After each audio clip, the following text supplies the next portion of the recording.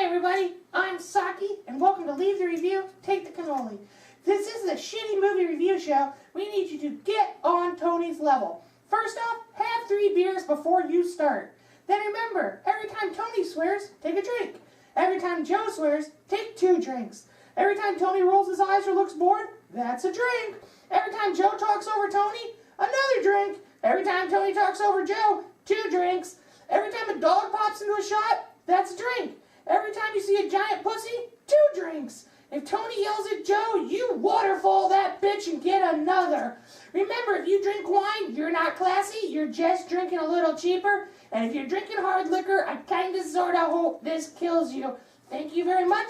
Have a great day. Welcome back to Leave the Review, Take the Cannoli. I'm your host, Joe Campagna. This is my co-host, Tony Ranzani. And Tony, what are you dressed as today? Sober and not hungover. What's it like?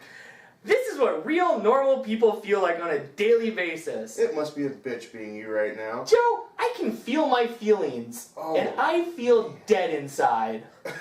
I need a beer to quiet all the voices. Please?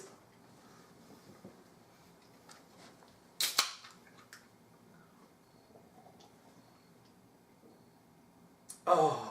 Better? Sweet solace. What are we reviewing tonight? Well, tonight we're going to review a couple of foreign horror movies, I suppose. One's called Audition, and the other one's called Juon, which I'm guessing is J-U-O-N. J-U-O-N. But I just thought, like, that when you say it, it's like, Juon! Right. Out of Israel! Right. Wait, Egypt. No, in Israel. In Israel. Out of Egypt, into Israel. I'm the worst reverend ever. Anyway. Right off the bat, Speaking of worst ever, let's talk about these movies. I'm busy killing my insides. Leave me alone. Audition is an absolutely awesome movie. Came out in 1999. I'd like to tell you the people's names that are in it, but I would just come across as sounding really racist. And I'd like to tell you what the Japanese title is, but I'd come across sounding really, really racist. If you want to look that up for us, though, that would be awesome, because there's a part of me that suddenly is getting worried that it's a Korean film. I don't think people give their rat's ass. This movie is great. This has actually gone on the scariest movie list quite a few times, and it's one of the movies a lot of people haven't heard. Shit. Describe this movie, frankly, as hauntingly beautiful in so many ways, because it takes place like 3 different movies. In the very beginning, you have a gentleman who has his heart broken. He's an older businessman, got some money, got an adult son, the whole 9 yards, and he is bitching to his friends about how he can't find love. Them, being TV executives, do what all TV executives should do in that situation, and set up fake auditions with beautiful women to see if he can find the love of his life. We should have done this movie for Porn Week then.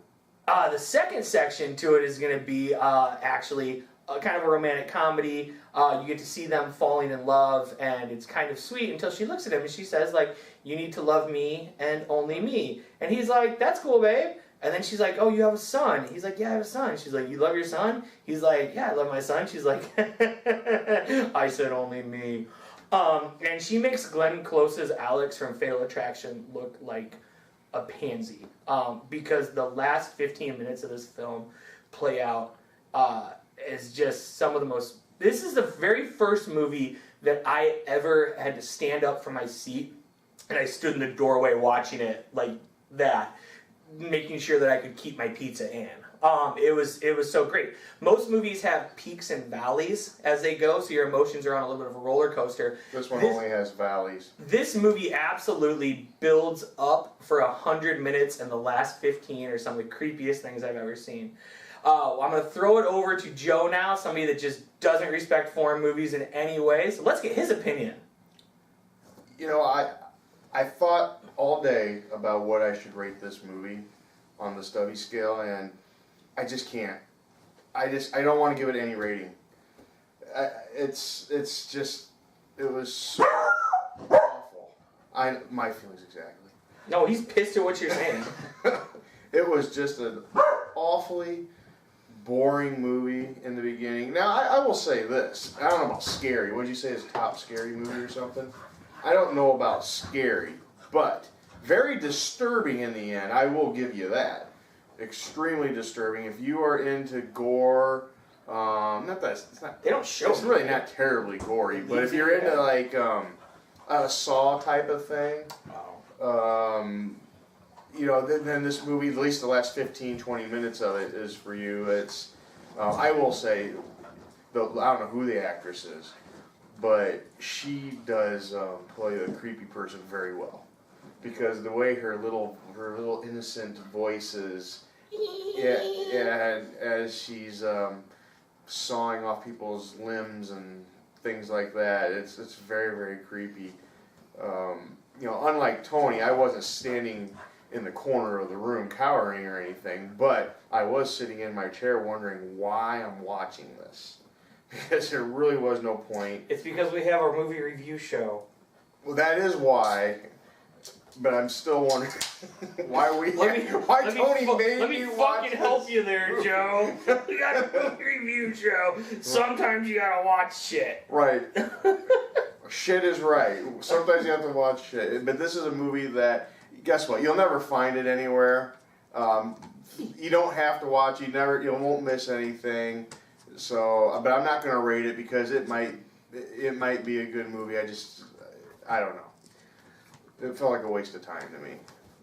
The scene in this that actually gets the highest reviews isn't in the last 15 minutes. It's the moment where she's waiting for the phone call because, you know, guys, we always are like, oh, baby, I'll call you. And then we're all like, no, I won't. And she's waiting for the phone call. And by the phone call, she's she's kneeling in her apartment for 15 minutes. For, I think it's several days, not moving. Mm-hmm. And you see this giant bag next to her. Yeah.